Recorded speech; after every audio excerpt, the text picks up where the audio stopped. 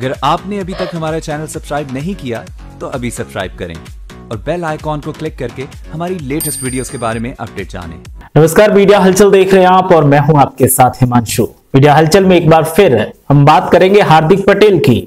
हार्दिक पटेल पर कल गुजरात के सुरेंद्रनगर में किसी ने थप्पड़ बरसा दिया और जिसने थप्पड़ बरसाया उसने भी अपना स्टेटमेंट दिया है और थप्पड़ खाने के बाद हार्दिक पटेल का भी स्टेटमेंट आया है। हार्दिक पटेल का स्टेटमेंट आने के बाद सियासी गलियारों में हलचल तेज हो गई है, क्योंकि हार्दिक पटेल ने आरोप बीजेपी पर लगा दिया कि मुझे डराने की कोशिश की जा रही है और मुझे रोकने की कोशिश की जा रही है।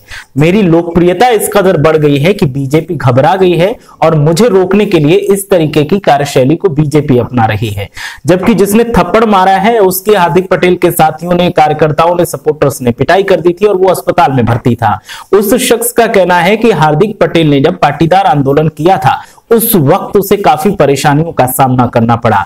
उसकी पत्नी गर्भवती थी, अस्पताल लेके उसको जाना था लेकिन एम्बुलेंस नहीं निकल पा रही थी क्योंकि सड़कों पर जाम लगा हुआ था। उसने ये भी कहा कि उसके बेटे की तबीयत खराब थी, तब भी हार्दिक पटेल की वजह से उसे परेशानी का सामना करना पड़ा क्योंकि मेडिकल स्टोर सारे बंद थे आंदोलन की वजह से और बच्चे को उसके दवाई नहीं मिल पाई। वो गुस्सा था, इसी वजह से उसने हार्दिक पटेल को मंच पर चढ़कर थप्पड़ मारा। लेकिन हार्दिक पटेल का कहना है कि जो ताकतें हैं, देश विरोधी ताकतें हैं और जो देश हित में काम कर रहे हैं, वो देश विरोधी ताकतें देश हित में काम करने वालों को रोकने की कोशिश कर रही हैं और इसी के चलते मेरे ऊपर ये हमला करवाया गया है। और इस दिलचस्प माहौल में हार्दिक पटेल ने थप्पड़ कांड के बाद, थप्पड़ खाने के बाद क्या कहा, ये सुनते हैं। हम लोग नौजवान और किसानों की बात करते हैं और कांग्रेस पार्टी में जब से शामिल हुए हैं तो स्वाभाविक तौर पर यहाँ पर बीजेपी के खिलाफ गजब का माहौल है और बीजेपी हम पर हमला करवाना, हमें मार डालने का पूरी प्रयास कर रही है। जिस तरह से गुजरात में हरेन पंड्या की हत्या की गई, फेक एनकाउंटर्स किए गए, उसी माफक हमारी हत्या करने का, हम पर कुछ फेंक देने का या फिर हमें चोटिल करने का पूरा प्रयास है। पिछले 7 दिन से लगातार हम अलग अलग इलाकों में जनसभाएं करते हैं और उसी वजह से बीजेपी को लगता है कि हमारा काफ़ी नुकसान हो रहा है।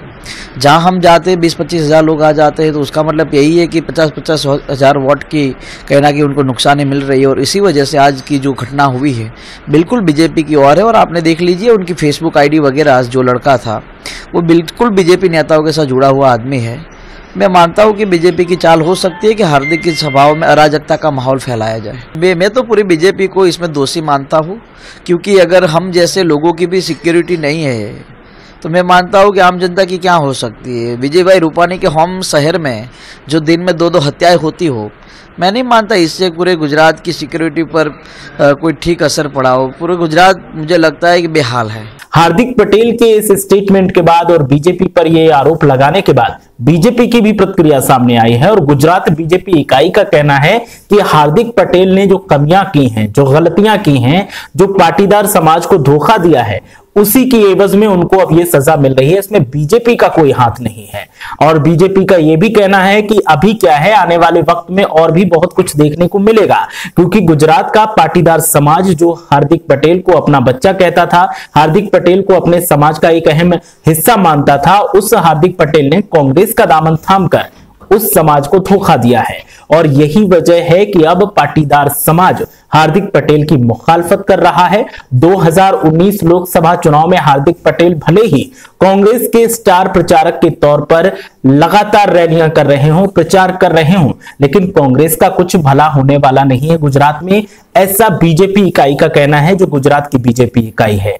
कांग्रेस का कहना है कि हार्दिक पटेल के ऊपर जो हमला किया गया वो एक सुनियोजित साजिश थी कांग्रेस को रोकने के लिए और हार्दिक पटेल को रोकने के लिए।